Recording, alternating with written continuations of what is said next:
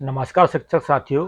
तो शिक्षक साथियों, यदि आप भी त्रुटिपूर्ण जानकारी के कारण अतिशेष शिक्षक की श्रेणी में आ गए साथियों, तो आपके लिए एक बहुत अच्छा सुनहरा मौका है कि आप अतिशेष शिक्षक की श्रेणी से बच सकते हैं और आप प्रशासनिक स्थानांतरण से बच जाएंगे। तो साथियों, अभी अभी डीपीआई का एक आदेश जारी हुआ है साथियों। वो आदेश तुम्हारे पास उपलब्ध नहीं है, यदि होता तो आपको बता देता मैं। उसके अनुसार ऐसे शिक्षक जो त्रुटिपूर्ण डाटा के कारण अतिशेष शिक्षक घोषित हो गए हैं और उनको स्वैच्छिक स्थानांतरण के लिए कहा गया है या प्रशासनिक स्थानांतरण उनका होगा, तो ऐसे अतिशय शिक्षक अपने अभ्यावेदन में त्रुटिपूर्ण जानकारी का उल्लेख कर और उससे संबंधित समस्त दस्तावेज लगाकर संकुल प्रचार से प्रमाणित कराकर तत्काल अपने विकासखंड कार्यालय में जमा करे और उस अभ्यावेदन में विकासखंड शिक्षा अधिकारी के द्वारा टीप लिखकर या वे अपना अभिमत लिखकर उसे जिला शिक्षा अधिकारी के पास जमा कराएंगे और जिला शिक्षा अधिकारी उस टीप के अनुसार, उस अभिमत के अनुसार ऑनलाइन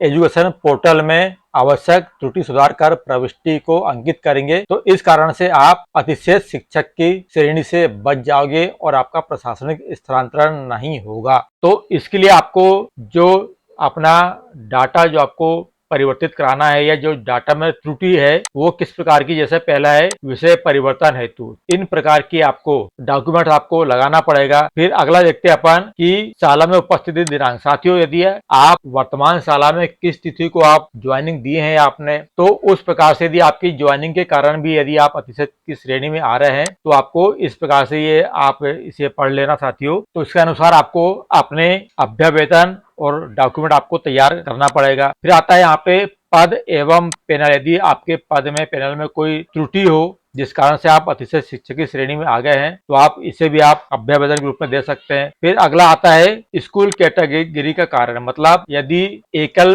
परिसर शाला इसके मर्ज होने का आदेश क्या हो सकता है साथियों। यदि आपके क्षेत्र में, आपके गांव में, आपके शहर में दो शालाएं हैं और वो मर्ज हो गई है, तो इस कारण से भी आप अतिशय श्रेणी में आ रहे हो तो आप लगा सकते हैं। या ईपीएस शाला से यदि आपकी शाला अलग हो गई है तो उसका भी आप आदेश लगा सकते हैं। तो इस प्रकार साथियों यहाँ पे देखिए, ये इतने कारण जो है इनसे आप अतिशेष की श्रेणी से आप मुक्त हो सकते हैं। जैसे एक कारण ये है, दूसरा कारण ये है, तीसरा कारण ये है, चौथा कारण ये है। चलिए आपको मैं एक पांचवा कारण बताता हूँ साथियों। छोटा सा वीडियो, संक्षिप्त वीडियो है, लेकिन आपके लिए बहुत महत्वपूर्ण साबित होने वाला है। और अगला आता है अन्य कारण। अब अन्य कारण से साथियों आशा यह है कि जैसे शिक्षक ना होने पर भी शाला में प्रदर्शित हो रहे हैं, मतलब आपके शाला में शिक्षक की कमी है लेकिन वहां पे फिर भी ऐसे शिक्षक प्रदर्शित हो रहे हैं जो प्रमोशन होकर चल गए हैं या पूर्व में अतिशेष होकर अन्य शाला में चले गए हैं या अन्य जो भी कारण हो, ऐसे कारण से भी आप अतिशेष में आ रहे हैं। तो ये आपको संक्षिप्त में बता रहा हूँ साथियों, आप इसका थोड़ा सा गहन अध्ययन कर लेना। तो इस कारण से साथियों आपको यहाँ पे लिखा है, उपरोक्त कारणों से संबंधित प्रकरणों वाले लोक सेवक के अभ्यावेदन आमंत्रित है। और यहाँ पे लिखा है कि अभ्यावेदन से संबंधित समस्त दस्तावेजों की छाया प्रति स्वयं के हस्ताक्षर सहित और संकुल प्रचार से प्रमाणित कराकर, साथियों इसमें एक बिंदु छूट गया है कि संकुल प्रचार से भी प्रमाणित कराकर आपको इसे अनिवार्य रूप से जमा करना है। और यदि निर्धारित तिथि के बाद में आप अभ्यावेदन जमा करते हैं तो आपका अभ्यावेदन मान्य नहीं किया जाएगा। तो साथियों आपको बस एक ध्यान और ये रखना है कि आपको अपना अभ्यावेदन जो प्रपत्र है, प्रारूप है, उसे आपको भरना है और आपको संकुल प्रचार से जरूर प्रमाणित करना। साथियों आपको ये बात ध्यान रखना है कि अपना अभ्यावेदन संकुल प्रचार से प्रमाणित कराकर सपोर्टिंग डॉक्यूमेंट लगाकर आपको विकासखंड शिक्षा अधिकारी के पास जमा करना है।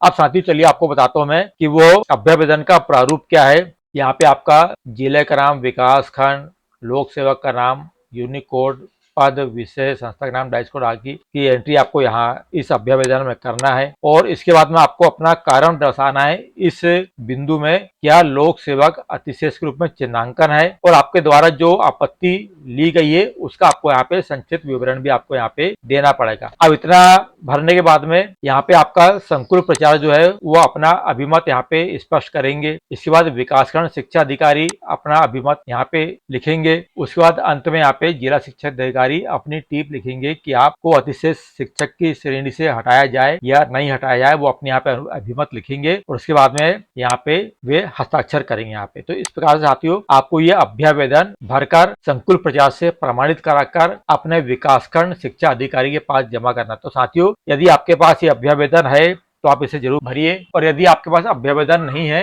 तो आप मेरे वीडियो के डिस्क्रिप्शन बॉक्स में जाकर वहां से इसे डाउनलोड कर सकते हैं। तो आपको डाउनलोड कैसे करना साथियों, चलिए आपको मैं यह बता देता हूं मैं। तो साथियों, इस अभ्यावेदन की पीडीएफ डाउनलोड करने के लिए आपको मेरे वीडियो के नीचे यहाँ पे एक ऑप्शन दिखेगा, मोर ऑप्शन। आपको यहाँ पे क्लिक करना है। जैसे आप यहाँ पे क्लिक करते हैं तो इस प्रकार से आप इसे ऊपर नीचे कीजिए और आपको यहाँ पे एक डाउनलोड लिंक नजर आएगी। आप उस डाउनलोड लिंक में क्लिक करके इस अभ्यावेदन की पीडीएफ डाउनलोड कर सकते हैं। तो साथियों, आज के लिए इतना ही। उम्मीद है आपको ये थोड़ी सी जानकारी पसंद आई होगी। यदि आपको पहले से जानकारी नहीं थी तो मेरे वीडियो के माध्यम से आपको जानकारी मिल गई होगी। तो साथियों, आप बिल्कुल तत्काल ये कार्रवाई जरूर कीजिए। यदि आप त्रुटिपूर्ण गलती से आप अतिशय शिक्षक की श्रेणी में आ गए हैं तो आपको तत्काल ये कार्रवाई कर देना चाहिए, क्योंकि निर्धारित तिथि के बाद में इस पर कोई विचार नहीं किया जाएगा। तो साथियों, आज के लिए इतना ही। यदि आपने अभी तक मेरे चैनल को सब्सक्राइब नहीं किया है तो मेरे चैनल को सब्सक्राइब जरूर कीजिए, वीडियो को लाइक कीजिए। मिलते हैं अगले वीडियो में, तब तक के लिए आप सभी को मेरा नमस्कार।